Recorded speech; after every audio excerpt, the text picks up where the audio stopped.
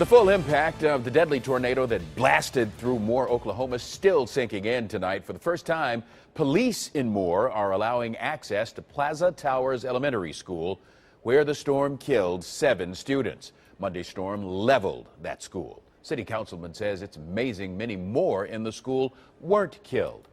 Students at Walnut Hill High School sprang into action after learning about the disaster. They wanted to help, and they did.